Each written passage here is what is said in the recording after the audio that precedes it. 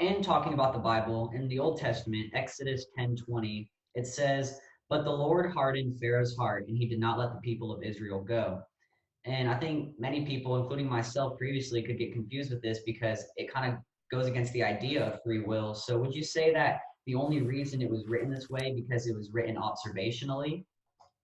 No, because well, a couple of reasons it's written that way. Number one, Pharaoh hardened his heart first, and God completed the process because he knew Pharaoh wasn't going to repent. And Paul talks about this in Romans chapter 1.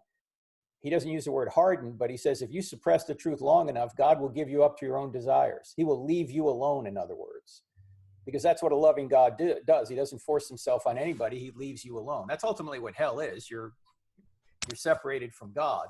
But the second reason the word hardened is used is because Paul in Romans and Moses in Exodus, they both this is where this word hardened is used.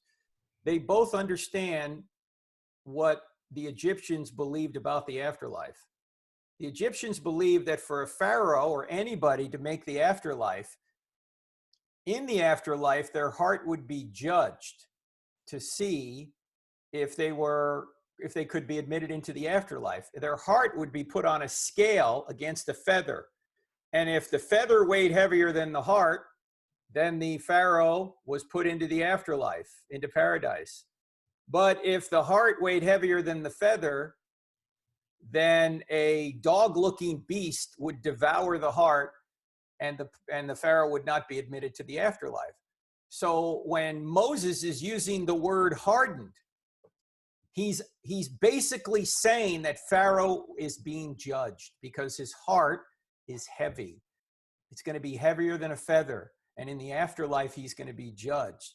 So this goes to show you that Moses knew the Egyptian culture and the Egyptian belief system. This is not just a random use of the word hardened. He's basically pointing this out, that he understands. Just like, by the way, the plagues. What are the plagues? Most of the plagues are slams on Egyptian gods. So they worship the Nile. What does God do? He turns the Nile to blood. There was a god associated with the Nile. They worship frogs. You want frogs? I'm going to give you frogs. Here they come. They worship the sun. So what does God do? He blots out the sun. That's the god Ra. Mm-hmm. They thought the Pharaoh was a deity or a practical deity. So he's supposed to have power over life, right? What does he do? Kills the firstborn. Mm-hmm. These are all slams on the Egyptian gods. It just goes to show you this is a real world historical account. This is not invented. It's not mythological. This shows that he had an understanding of the culture that was back then. Right. For sure.